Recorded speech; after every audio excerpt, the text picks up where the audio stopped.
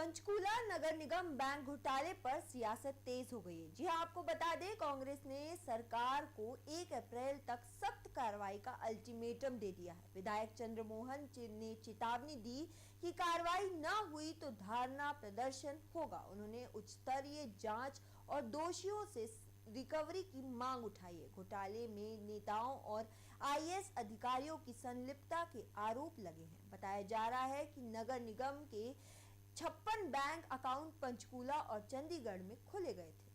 दुर्गाष्टमी की बधाई भी देता हूँ, माँ से हाथ जोड़ के प्रार्थना भी करता हूँ कि आप सबकी मनोकामना पूर्ण करें। मुझसे पूर्व सभी साथियों ने बहुत विस्तार से सारी बातों का वर्णन किया। 160 करोड़ का घोटाला अभी हाल ही में हुआ। इसमें जो भी दोषी है उसके खिलाफ सख्त कार्रवाई होनी चाहिए, उच्च स्तरीय जांच होनी चाहिए इसकी, और हम इनको 1 तारीख तक का टाइम वक्त देते हैं। अगर दोषियों को खिलाफ कार्रवाई ना हुई तो हम प्रदर्शन करेंगे, और उससे भी अधिक कुछ करना पड़े तो हम करेंगे, ये कन्फर्म है। और कांग्रेस पार्टी पूरी तरह आने वाले कॉर्पोरेशन के चुनाव के लिए पूरी तरह से तैयार है। नगर निगम में जितने भी घोटाले हुए हैं उन सबको हम जनता के बीच में लेकर जाएंगे और जनता मुंह तोड़ जवाब देगी। हमारे सभी पार्षद और हमारी मेयर कैंडिडेट अवश्य जीतेंगे, ऐसा मेरा विश्वास है। पंचकूला की जनता बहुत जागरूक है, इतना ही मैं कहना चाहता हूँ। किसी भी दोषी को बख्शा नहीं जाना चाहिए। नहीं, देखो, बिना प्रूफ किसी का नाम लेना उचित, इंक्वायरी इसीलिए हम कह रहे हैं, जो भी है वो। सर, क्या लगता है, पहले आईडीएफसी बैंक का आया है, अब इसका कोटक महिंद्रा बैंक का है, क्या कारण लगा कहीं ना कहीं सरकारी कर्मचारी भी इसमें इन्वॉल्व लग रहे हैं आपको? नहीं, बिना सरकार के संरक्षण के ये पॉसिबल नहीं है जितने घोटाले, ये तो क्लियर ही है। तो मुख्यमंत्री ने भी जांच के आदेश दे दिए हैं। इसमें एक बैंक मैनेजर है जो कोटक महिंद्रा का, वो भी गिरफ्तार हो चुका है, तो कार्रवाई की जा रही है। तो अब आपका क्या कहना है कि किस तरह से कार्रवाई होनी चाहिए? जो आपने भी कई आरोप लगाए हैं घोटालों के, बहुत माइन्यूटली इस पे जाना चाहिए। अकेले बैंक मैनेजर का फॉल्ट नहीं हो सकता, जो भी दोषी है कोई भी है उसको कार्रवाई खिलाफ कार्रवाई होनी चाहिए। जनता की खून पसीने की गाड़ी कमाई से टैक्स भरा है लोगों ने। तो आपको लगता है कि इस पूरे घोटाले में कहीं ना कहीं नगर निगम के अधिकारी या कर्मचारी भी डेफिनेट किसी भी संभावना से इनकार नहीं किया जा सकता। आपने कहा कि 1 तारीख को आपने समय दिया, उसके बाद धरना प्रदर्शन करें, किस तरह का प्रदर्शन किया जाएगा आपके? हाँ जी, जैसे आपने कहा कि 1 तारीख तक समय दिया जा रहा है, उसके बाद आपके द्वारा प्रदर्शन किया जाएगा? नगर निगम के दफ्तर के बाहर धरना देंगे। बंधुओं को प्रणाम। आज का दिन हमारा दुर्गाष्टमी का, जैसे कि भाई साहब ने बताया, रामनवमी का दिन बहुत बड़ा दिन है हमारे हिंदू नववर्ष के मुताबिक।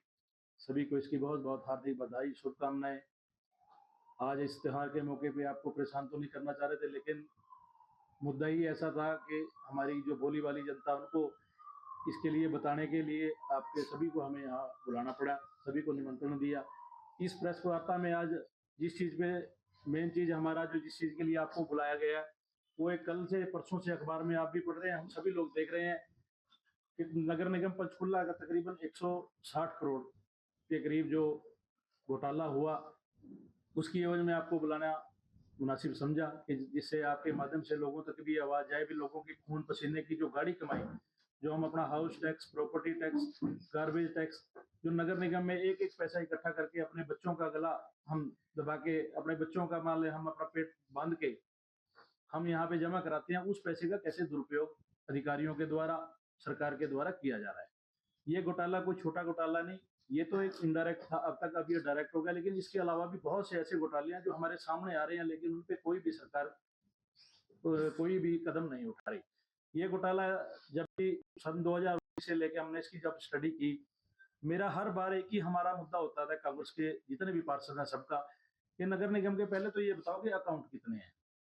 नगर निगम के खातों की अगर बात की जाए तो जब हमने पिछला बजट आया, नगर निगम के 56 अकाउंट थे 56 बैंकों में। सब हमने ये बात बहुत गहराई से, बहुत ठोसता से हमने ये उठाई कि आप इतने अकाउंट क्यों खुलवा रखे हैं, आप इन सब अकाउंटों को बंद करके और सरकारी बैंक में, जहां हमारा भी पैसा भी सेफ हो और जहां हमें जरूरत पड़ने पे पैसा मौके पे मिले और हमारा इंटरेस्ट भी सही मिले, भी आप कम बैंकों में, ये आसपास के बैंकों में रखो, लेकिन अधिकारियों को उनसे, सरकारी बैंकों से कुछ आता जाता नहीं है।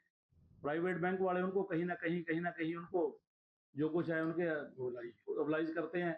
इसलिए उन्होंने मुनासिब समझा कि कभी भी हमारी बात पे तवज्जो नहीं दी और अलग अलग बैंकों में, अलग अलग चंडीगढ़ तक 56 सेक्टर तक हमारे बैंकों के नगर निगम के अकाउंट खुले हुए हैं। ये कोटक महिंद्रा बैंक की जिसकी बात कर रहे हैं, 2019 में इन्होंने कोई एफडीआर कराई, अलग अलग 5 या 6 एफडीआर थी। अब एफडी का कागज ये अपना लेके बैठे रहे, हर साल उसको रिन्यूअल लेटर लिखा और पता चला कुरुक्षेत्र के झांसा